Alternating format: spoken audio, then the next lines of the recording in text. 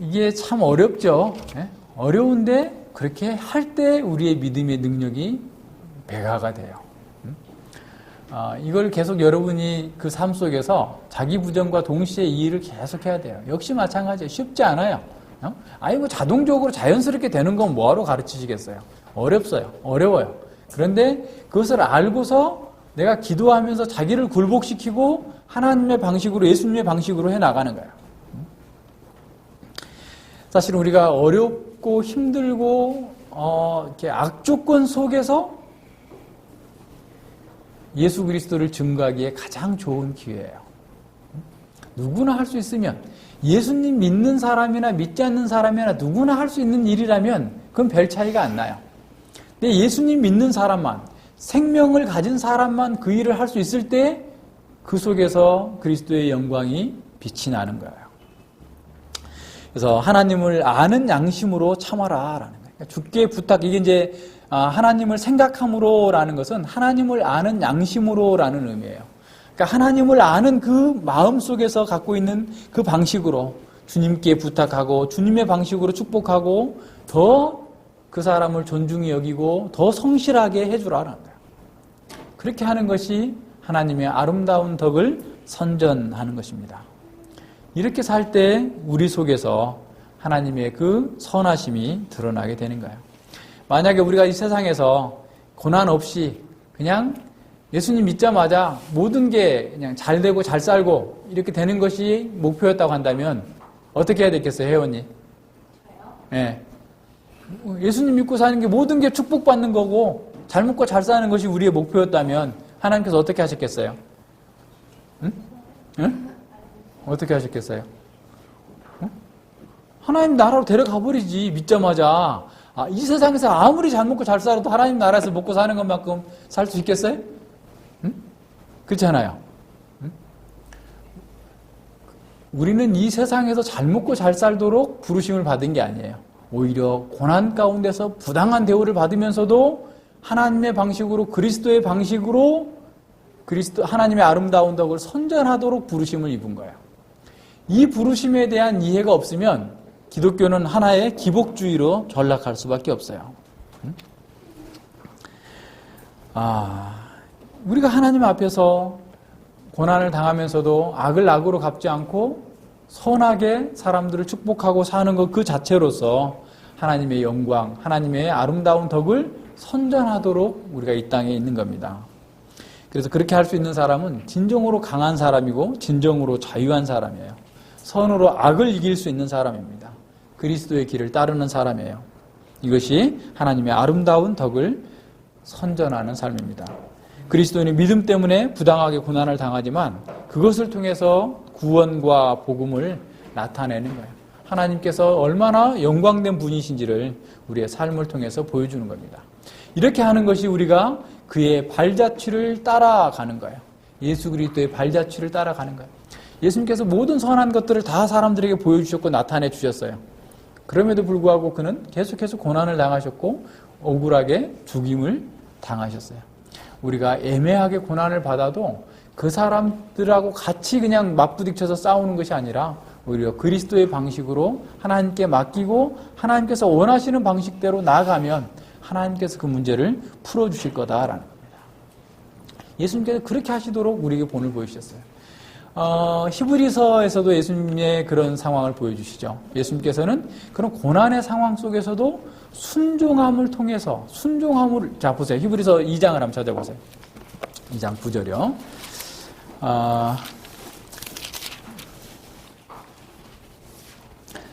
오직 히브리서 2장 9절입니다. 오직 우리가 천사들보다 잠깐 동안 못하게 하심을 입은 자 곧 죽음의 고난을 받으심을 인하여 영광과 존귀로 관쓰신 예수를 보니 이를 행하심은 하나님의 은혜로 말미암아 모든 사람을 위하여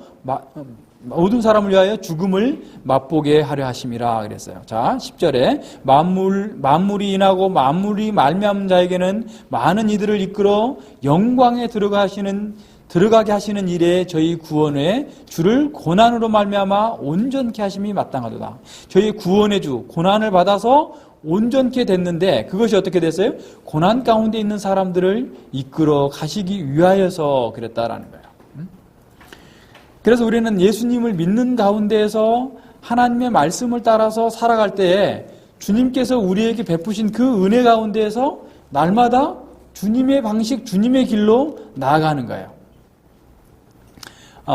그 18절에 보세요. 자기가 시험을 받아 고난을 당하셨은즉 시험 받는 자를 능히 도우시느니라.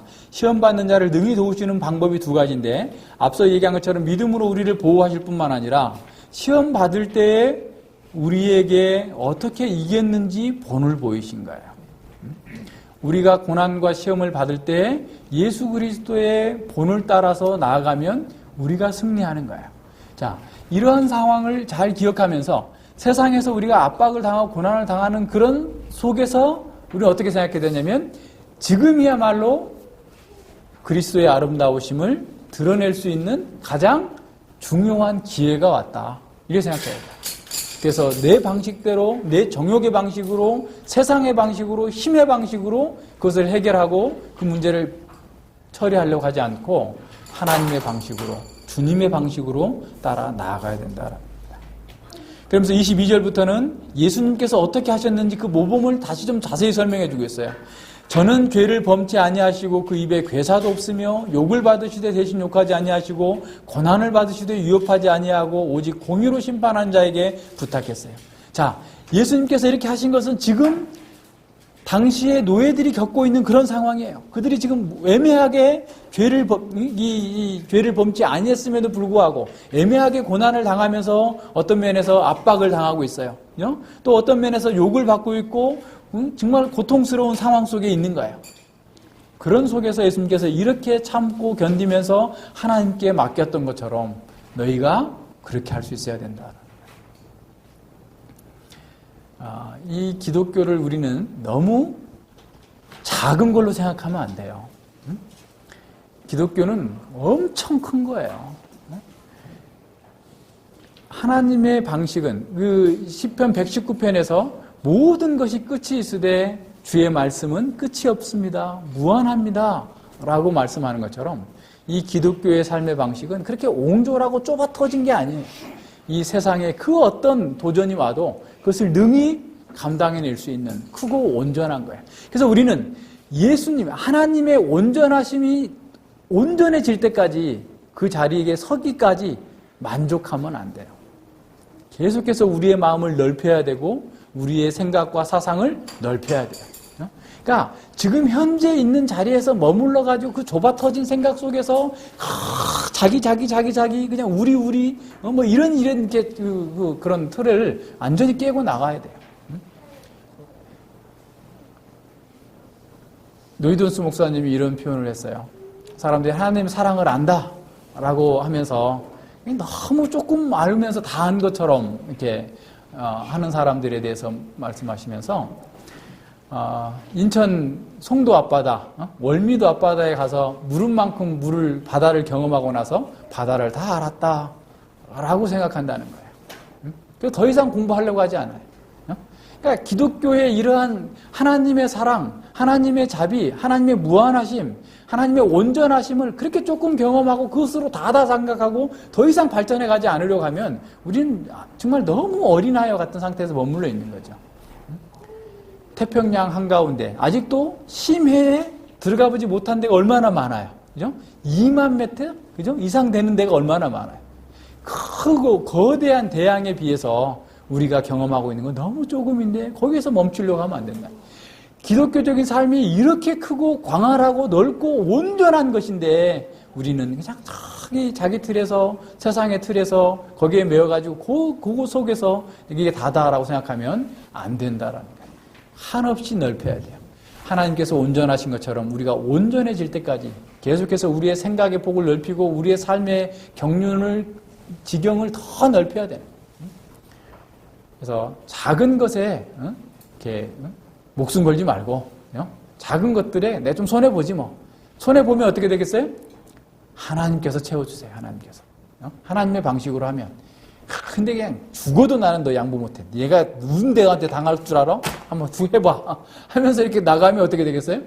하나님께서 들어갈 자리가 없어요. 그런 사람에게는 하나님 개입하시지 않아요. 그래? 너 잘났다. 너 한번 해봐. 하나님 내버려 두시는 거예요. 그럼 어떻게 되겠어요? 얻었다 할지라도 얻은 게 아니고 뭐예요? 더 큰 손해를 본 거예요. 우리는 그런 차원을 넘어서요. 이런 차원까지 우리는 가야 된다라는 것을 봐야 돼요. 사람들은 그러잖아요. 자기가 힘이 없어. 그래도 막 맞고 나면 막 공갈하고 협박하고 싶어. 내가 누군지 알아? 너 가만히 두지 않을 거야. 협박하고 막 그러잖아요. 예수님이야말로 정말 그럴 뿐이잖아요. 한마디로 하면은 정말 몇 사단 되는 천사들을 불러다가 그냥 한 방에 그 사람들 끝내버릴 수 있는 그런 예수님마저도 그렇게 하시지 않았어요. 위협하지 않았어요. 맞으면서도 너 야 이 선지자 노릇해봐. 막 눈을 가리고 뺨을 치고 채찍을 치고 그러는 속에서도 너 내가 일어나서 죽일 거야. 이렇게 협박하지 않았어요. 위협하지 않으셨어요. 오히려 사람들을 주여 저들이 몰라서 그럽나이다. 저들의 죄를 용서하여 주시옵소서라고 했어요. 우리의 구주가 바로 그런 분이에요.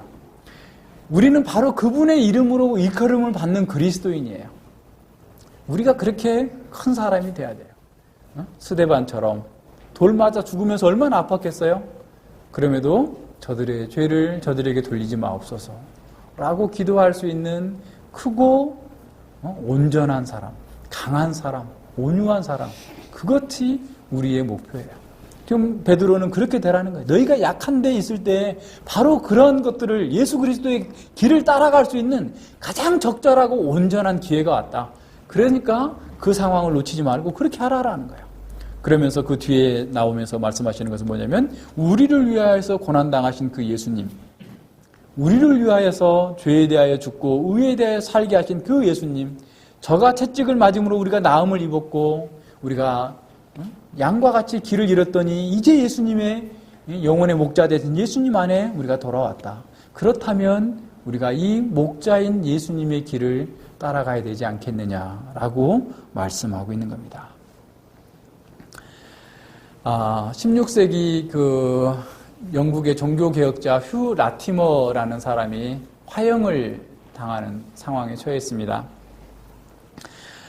그러면서 그 자기 친구 리들리와 함께 그 화형을 당하는데 그는 이렇게 말을 했어요. 화형을 앞두고 우리 모두 한 번은 죽어야 합니다. 이곳은 우리의 집이 아닙니다. 그러므로 핍박을 당할 때에 우리 눈앞에 하늘의 예루살렘을 두고 해야 할 일과 할 수 있는 일을 생각해 봅시다. 핍박 속에서 내가 해야 될 일, 할 수 있는 일을 하늘 예루살렘 앞에, 다시 말하면 이 그리스도의 말씀 앞에 우리 자신을 한번 점검해 보자라는 겁니다. 그래서 함께 같이 지금 화형당하기 직전에 있는 친구 리들리에게 이렇게 말합니다. 평안하시오 리들리. 그리고 남자답게 행동합시다. 우리는 하나님의 은혜로 영국에서 위대한 촛불을 밝힐 것이요. 그리고 그 불이 결코 꺼지지 않을 것을 나는 믿소. 이 두 사람은 이렇게 화형을 당해서 죽으면서도 어느 누구도 저주하지 않았고 영국을 위해서, 영국 교회를 위해서 자기들을 죽이는 그 사람들을 위해서 축복하고 갔습니다. 그런 순교자들의 밝은 횃불이 있어서 영국 교회는 여러 차례 그 뒤로 부흥을 경험한 거예요. 오늘까지도 영국 교회가 살아있는 것은 이분들이 정말 순교하는 가운데 그리스도의 모범을 따라서 그렇게 살았기 때문이라고 저는 믿어요. 우리에게 그런 일이 있어야 돼요. 수만 평의 예배당을 짓고 수천억 원의 돈을 들여서 뭘 하는 것이 중요한 것이 아니라 우리가 바로 이 그리스도의 발자취를 따르는 진정한 제자가 필요한 거예요. 우리가 무엇을 대단하게 못해도 우리가 회사에서 우리가 약자로서 어려움을 경험하는 속에서도 그리스도의 방식으로 사람들에게 이 하나님의 아름다운 덕을 나타낼 수 있다면 그것을 통해서 하나님께서 영광을 받으시는 겁니다. 우리는 너무 큰 것을 요구하지 않고 바로 그것을 하나님께서 하도록 우리에게 말씀해 주시는 거예요. 하나님의 엄청난 자비를 우리가 맛보았다고 한다면 우리는 지극히 높으신 하나님의 아들과 딸처럼, 딸답게 그렇게 큰 사랑을 세상을 향해서 나타내 보일 수 있는 그런 담력이 있고 온유함이 있고 강함이 있는 거예요. 사랑으로 악을 극복할 수 있는 사람. 이것이 하나님께서 우리에게 요구하는 거고, 그렇게 될 때 우리가 진정으로 왕 같은 제사장으로 서 있는 거예요. 3장 1절부터 3장 7절까지는 가정생활 속에서 하나님의 아름다운 덕을 선전하는 삶의 실제를 보여주고 있습니다. 여기서도 주를 위하여라는 것을 늘 기억해야 됩니다. 주님을 경외하는 가운데에서 가정에서 부부가 어떻게 말씀을 따라 살 것인가를 보여주고 있는 거예요. 앞서 얘기한 것처럼 남편이 예수님을 믿었다면 그 가족이 같이, 아내도 따라서 남편의 종교를 따라가겠지만, 아내가 믿으면 불신 남편은 굉장히 아내를 괴롭게 하겠죠. 정말 어려운 거예요. 그러니까 이 아내된 자들에게도 정말 이와 같이라는 표현을 써요. 약자예요. 노예와 같은 처지예요. 그러니까 이런 어려운 상황 속에 있는 아내들에게 이와 같이 자기 남편에게 순복하라. 남편이 까다롭고 남편이 너를 애매하게 고난을 주고 남편이 너에게 말도 안 되는 행동을 하는 그런 상황이라 할지라도 너는 주님을 위하여서 주님을 두려움으로 남편을 축복하고 그 남편에게 이 복음을 증거할 수 있고 나타낼 수 있는 그러한 길을 가라라는 겁니다. 그러니까 약자로서의 어떻게 보면 불공평한 대우를 받는 아내들에게 더 많은 교훈을 주고 있는 거예요. 그렇게 되면 믿지 않는 남편이라 할지라도 아내의 그런 헌신과 아내의 그런 정결함을 보면 그가 그리스도께로 돌아올 수 있을 거다라는 거예요. 2절에 보면 너희의 두려워하며 정결한 행위를 봄이라. 여기서 두려워한다라는 것도 역시 하나님을 두려워하며, 하나님을 두려워하는 사람은 그죠? 정결하고 정결한 행위를 하는 사람들입니다. 그러니까 하나님을 두려워하기 때문에 하나님께서 가정해 주신 남편과 아내의 질서에 따라서 순종하는 거예요. 하나님을 두려워하기 때문에 정결하게 사는 거예요. 남편은 믿지 않는 사람이라 할지라도 자신이 경건하고 정결하고 깨끗한 삶을 통하여서 이 복음의 빛을 접할 수 있도록 하라라는 거예요. 말씀으로 인도하는 말 없는 행동을 요구하고 있는 거예요. 요즘에는 말은 많이 하는데 행동이 없어서 남편이 안 오는 거 아닌지 한번 생각해 봐야 돼요. 물론 그렇다고 해서 100% 오는 건 아니지만 너무 우리가 말이 앞서요. 오히려 이제 3장 15절에서 나온 것처럼 사실은 우리의 행동 때문에 우리에게 말을 시켜야 되는데 우리의 말 때문에 우리의 행동이 우리의 말을 행동이 이렇게 따라주지 못함으로 오히려 행동이 그것을 부인함으로 말미암아서 남편들이 믿지 않게 되고 복음을 조롱할 수 있는 이런 상황이 되는 것이죠. 그래서 이 3절과 4절에서 보면 그 정결한 삶의 실제를 보여줍니다. 너희의 단장은 머리를 꾸미고 금을 차고 아름다운 옷을 입는 외모로 하지 말고, 그러니까 과도한 단장을 하지 말라라는 거예요.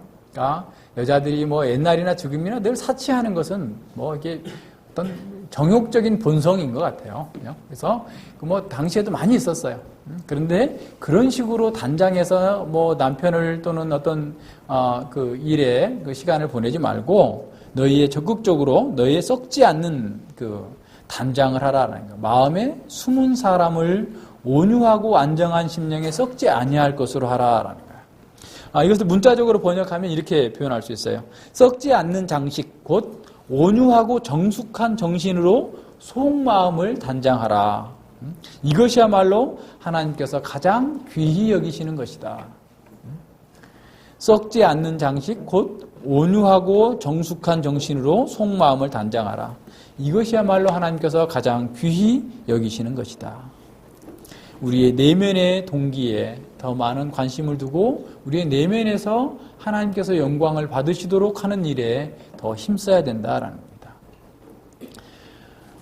이게 가능하려면 앞서 얘기한 것처럼 계속해서 자기 부정이 필요해요. 그리고 역동적으로 늘 말씀 가운데에서 자신을 낮추는 훈련들이 계속돼야 됩니다. 쉽지 않아요. 왜냐하면 이렇게 남편과 아내가 뭐 모든 걸 대부분 다 알잖아요. 그냥 다 알고 살기 때문에 뭐 어느 정도 해가지고는 감동을 받지 않아요. 그냥 이미 예전에 해놓은 게 다 있기 때문에 내가 잘못 저질러 놓은 게 워낙 많아서 웬만큼 해서 내가 이렇게까지 뭐 바뀌었는데 뭐 왜 이렇게 안 돌아오나? 바뀌긴 뭐 아직도 더 멀었어요. 그냥 계속 가야 돼요. 그러니까 마찬가지예요. 아내한테 말로부터 내가 이렇게 변했지? 묻지 말고 행동으로 보여줘, 행동으로. 이게 참 중요해요. 그러니까 이게 쉽지 않아요. 그래서 경건은 사실은 가장 가까운 사람에게 인정받지 못하면 참된 경건이 아닙니다. 가정에서 아내에게 남편에게 인정받지 못하는 경건은 진정한 경건이 아니에요. 그래서 이런 면에서 우리가 잘 생각을 해보면서 그 말씀 가운데서 우리 자신을 계속해서 이렇게 가꾸는 일에 더 중심을 두라라고 하면서 구약의 한 사람의 예를 들어요. 보세요. 그 5절과 6절에 전에 하나님께 소망을 두었던 거룩한 부녀들도 이와 같이 자기 남편에게 순복함으로 자기를 단정하였다. 그러니까 구약에 있는 많은 거룩한 부녀들이 있는데 거기 뭐 여러 사람 있죠. 뭐 룻도 있고 얼마나 많아요. 그런데 그 중에 이제 그 사라를 얘기하고 있어요. 그러니까 하나님께 소망을 두었던 너희와 같이 하나님께 소망을 두었던 많은 거룩한 부녀들이 있는데 그들도 남편이 정말 그 못된 행동을 하고 이상한 행동을 했을 때에도 거기에 거부하지 않고 반항하지 않고 힘으로 대적하지 않고 오히려 순복함으로써 하나님의 영광을 나타냈다. 그러면서 이제 6절에 사라가 아브라함을 주라칭하여 복종한 것 같이 너희가 선을 행하고 아무 두려운 일에도 놀라지 아니함으로 그의 딸이 되었느니라 그랬어요. 이 사라의 경우를 한번 생각해 보면 사라는 정말 기가 막혔을 거예요. 갑자기 야 하나님께서 본토 친척 아비집을 떠나래 빨리 짐 싸 가자 하는데 사라의 뭐 의견을 물었을지 안 물었을지 모르겠어요. 하여튼 떠났어요. 떠나가지고 가나안 땅에 왔더니 기근이 드니까 애굽으로 내려가더니 야 너 나한테 오빠라고 그래. 너 때문에 나 죽으면 이거 하나님께서 언약도 못 이루실 거 아니야. 너 죽을 줄 알아? 입 다물고 내 말 시킨 대로 해. 그랬을 거 아니에요. 그죠? 우리가 좀 더 리얼하게 표현하자면. 그런데도 또 정말 충격적인 사건이잖아요. 남편 하나 믿고 지금 2억 말리 떠나왔는데 갑자기 팔아먹어버리고 자기는 살겠다는 거지.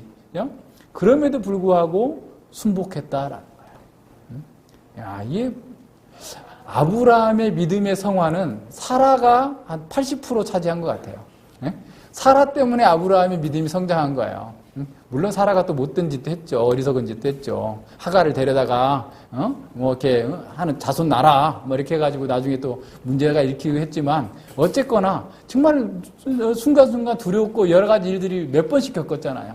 그럼에도 불구하고 남편을 주다라고 하면서 순복하는 것으로 그 언약 백성을 낳고 또 살게 됐죠. 그러니까 이런 부분들을 생각하면 우리가 이렇게 이제 아내와 남편의 관계, 정말 아내가 아주 소중한 사람이에요. 우리 도서관에 지금 책이 있는지 모르겠는데 사랑받는 아내, 존경받는 엄마라는 책이 있죠. 누구 빌려가서 좀 안 가져왔나? 한번 찾아보세요. 그 책이 있으면 한번 이제 결혼하신 분도 읽어보시고 결혼하실 분도 한번 좀 보세요. 그러니까 우리가 이런 실제적인 면에서 이렇게 바른 관점에서 잘 써놨는데 그런 면에서 이렇게 보면 우리가 이제 전에도 여러 차례 얘기를 했습니다만 이렇게 어떤 부부들을 보면 정말 이렇게 남편은 그냥 평범한 사람인데 아내가 아주 탁월한 사람들이 있어요. 근데 아내가 너무 탁월하면 어떻게 보면 남편이 주눅이 들어야 되는데 진짜 탁월한 아내는 뒤에서 남편이 돋보이도록 해주는 거예요. 현숙한 여자, 잠언 31장에 나오는 그런 강한 여자는 이게 자기의 탁월함을 나타내는 것이 아니라 늘 남편을 뒤에서 잘 섬기고 또 이렇게 도와줌으로써 남편이 늘 드러나도록 이렇게 하는 것. 이게 아주 중요한 거죠. 그래서 여러 가지 어려움이 있어요. 믿지 않는 남편과 또 관계에서, 믿지 않는 아내와의 관계에서 여러 가지 어려움들이 계속 있을 거예요. 그건 뭐 당연한 거예요. 그런데 그런 속에서 어떻게 해야 되냐면 주님의 방식으로 잘 참고 인내하면서 끝까지 인내하고 끝까지 어떤 어려운 일을 당하더라도 내가 주님을 경외하기 때문에 주님을 사랑하기 때문에 주께서 모든 것을 보호하실 것을 믿고 나는 주님의 방식을 따르겠다. 이렇게 나가야 돼. 사람들이 너무나 많이 요즘 이혼하죠. 이혼의 이유가 너무 많아요. 그죠? 따지면 그런 이유 다 가지고 다른 사람 지금 그냥 살고 있는 부부는 그런 이유 없어요? 성격 맞는 사람, 성격이 안 맞는다. 성격 맞는 사람하고 결혼해요? 안 맞죠. 당연히 안 맞죠. 난 자식하고도 안 맞는데, 성격이. 어떻게 맞아? 누구랑 맞아? 그죠? 안 맞는 거예요, 당연히. 그죠? 안 맞는데 어떻게 해야 돼요? 내 방식대로 하는 게 아니라 주님의 방식대로 하는 주님의 방식대로. 주께서 원하시는 대로. 고난 속에서도 그렇게 서로를 위해서 희생하고 사랑하고 주를 경외하기 때문에 정결하게 거룩하게 살면 그 일을 잘 해나갈 수 있어요. 7절에 보면 남편에 대해서는 한 절만 나와요. 그런데 한 절이 아니라 6절 플러스 1절이에요. 보세요. 왜냐하면 남편 된 자들아 이와 같이잖아. 이와 같이. 아내들 거 다 플러스 이와 같이. 그리고 또 한 가지 더 보태놨어요. 어떻게 보태놨어요? 지식을 따라 너희 아내와 동거하고 저는 더 연약한 그릇이요 또 생명의 은혜를 유업으로 함께 받을 자로 알아 귀히 여기라. 이는 너희 기도가 막히지 않게 하기 위함이다. 그러니까 이와 같이라는 것을 늘 기억해야 돼요. 그래서 남편들도 앞서 얘기했던 것처럼 믿지 않는 아내에 대해서도 잘 견뎌주고 기다려주고 아내의 성화를 위해서 자기 할 수 있는 일 모든 걸 다 하고, 그죠? 플러스 아내와 지식을 따라 동거하고, 지식을 따라라는 것은 하나님의 말씀의 원리를 따라서 하나님께서 가르치는 바를 따라서 아내와 동거하라. 아내를 버려버리지 말고, 그죠? 아내를 가장 귀하게 여기고 생명의 유업으로 함께 받을 사람이고, 그리고 연약한 그릇으로 알아서. 아내는 여러 가지로 연약해요. 육체적으로도 연약하지만 감성적으로도 연약하고 어떤 면에서 영적으로도 더 연약한 그런 아내이기 때문에 늘 어떻게 해야 되냐면 늘 이렇게 보호해줘야 된다라는 생각을 갖고 정말 주님을 위해서 주께서 기뻐하시는 바를 따라서 그렇게 해야 되는 거죠. 그래서 아내의 육체적인 필요, 영적인 필요, 모든 정서적인 필요를 채워줄 책임이 남편들에게 있다라고 하는 사실을 잘 알아야 됩니다. 그래서 아내를 감정을 상하지 않게 하고 아내의 성품의 그 장단점을 잘 파악해서 아내의 마음을 상하지 않도록 이게 굉장히 중요해요. 특별히 그 여자들은 보니까 하여튼 마음에 그런 남자가 믿지 못하는 행동을 하면 안 돼. 그러니까 항상 모든 면에서 그냥 온전하게 그 믿음을 줄 수 있는 그런 방식을 가져야지 행여라도, 그죠? 전혀 무슨 오해받을 수 있는, 그죠? 특별히 이성 문제에 있어서 오해받을 수 있는 그 어떠한 행동을 해서도 안 되는. 그러니까 항상 그런 어떤 마음과 이런 것들을 보호해줘야 될 그런 책임이 있습니다. 그리고 아내의 약점이 있다면 아내의 약점은 내가 감당해야 될 책임이다라고 생각하고 그 약점을 최대한 보완해주고 내가 짐을 져주는 그런 삶을 살아야 돼요. 앞서 내가 얘기했던 그 목사님 있잖아요. 그 의사였다가 목사님 되셨다는 그 목사님 또 그 누님과 매형이 아주 정말 탁월한 사람들이에요. 그분이 이제 목회를 하게 된 동기가 그 브라질에서 의대를 졸업하고, 그 브라질에서는 의대를 졸업해서 이제 그 오지에 가면 그냥 우리 대한민국만한 땅덩어리 하나 줘버린대요. 가서 진료하면서 네 마음대로 살아라고. 그래서 이제 그렇게 살려고 했었는데 누님이 뇌종양이 걸린 거예요. 근데 브라질 병원에서는 어째 할 수가 없어요. 결혼을 했는데 고칠 수 있는 게 없어서 비행기를 타고 미국에 있는 이제 그 암센터로 오는데 이제 자기가 의사이기 때문에 같이 동행해서 이제 온 거예요. 그래서 이분이 그 누님이 27년 동안 생존을 했는데 대소변 다 받아내고 그리고 움직이질 못해. 자기 걷지도 못하고 척추 막 썩어가고 막 이런 속에서 27년을 살았어요. 근데 그 남편이 27년 동안 수발을 했어요. 27년 동안 그렇게 암투병하고 있는 그 아내를 위해서 다른 모든 걸 다 희생하고 그 일을 한 거야. 27년 만에. 근데 이제 그 누나 때문에 자기가 사실은 이제 목회를 하게 됐다라고 얘기하는데, 근데 그 누님도 내가 이렇게 아팠으니까 그냥 봐달라 이렇게 하는 게 아니고, 누가 이 교회 소식을 딱 들으면 어쩌고저쩌고 하면 다 데려가라. 업혀가지고 가가지고 막 또 권면해주고, 말씀으로 그들을 또 세워주고, 이런 일을 죽을 때까지 계속 하고 간 거야. 그러니까 자기도 덜 어려우면 누님 내가 이렇게 해서 나 그만둘래 그래. 안 된다고 하면서 막 그 말씀으로 세워주고 권면해주고 해줘가지고 자기가 이렇게 올 수 있었다는 거야. 얼마나 아름다워요, 그죠? 우리 세상에서 돈 많이 벌어가지고 2,700억, 2조 외덕 갖고 있는 사람보다 그런 사람이 얼마나 아름답고 복된 사람이에요. 우리는 하나님의 아름다운 덕을 선전한다는 것은 돈을 많이 들여서 예배당을 크게 짓고 가서 신학교를 세우고 대단한 일을 하는 것이 아니라 하나님의 방식으로 예수 그리스도의 발자취를 따르면서 이 말씀에 따라 사는 거예요. 이것이 그리스도의 아름다운 덕을 선전하는 삶인 거예요. 큰 것 꿈꾸지 말고 우리의 삶 일상에서 나의 행동하는 그 모든 면에서 하나님께서 기뻐하시는 바를 택하고 그것을 통해서 하나님께서 영광 받으시는 것을 택하는 것, 이것이 우리가 이 땅에서 우리를 부르신 그 부르심에 합당하게 해야 하는 거예요. 우리는 그것을 위해서 부름을 받았어요. 그렇게 아름다운 사람들이 우리 곁에 있어요. 할 수 없는 게 아니에요. 우리 할 수 있어요. 기도하면서 우리 자신을 부정해내면서 이 일들을 해나가야 됩니다. 같이 기도하겠습니다. 하나님 아버지 감사를 드립니다. 주께서 저희들에게 은혜를 베풀어 주셔서 우리가 하나님의 아름다운 덕을 선전하며 사는 그 삶의 원리를 배웠습니다. 우리의 정욕을 십자가에 못 박고 적극적으로 하나님의 말씀을 따라서 선을 행하는 것으로 나아가서 국가와 또한 직장과 가정에서 하나님의 말씀대로 애매히 고난을 받아도 그리스도를 참고 그리스도를 아는 그 양심으로 선함으로 악을 이기는 그런 복된 삶을 살도록 우리를 부르셨사오니 진실로 감사를 드립니다. 아버지의 이렇게 크고 놀라운 하나님의 나라의 윤리가 우리의 삶, 우리의 그 작은 생각으로는 다 담을 수 없는 그런 무지함을 저희들이 고백하지 않을 수 없습니다. 아버지여, 저희들의 마음과 지성과 이 모든 것들을 넓혀주시고 하나님의 말씀을 깨닫게 해주시고 우리의 삶과 행동을 역동적으로 이 말씀에 순종할 수 있는 능력을 부어주셔서 우리가 어떠한 상황, 어떠한 어려움 속에서도 이 복음의 길, 그리스도의 길을 십자가의 길을 가는 것으로 그리스도의 발자취를 따르는 것으로 이 세상 가운데 그리스도의 영광과 아름다우심이 우리를 통하여서 증거되어 줄 수 있도록 함께하여 주시옵소서. 감사드리며 예수님 이름으로 기도드립니다. 아멘.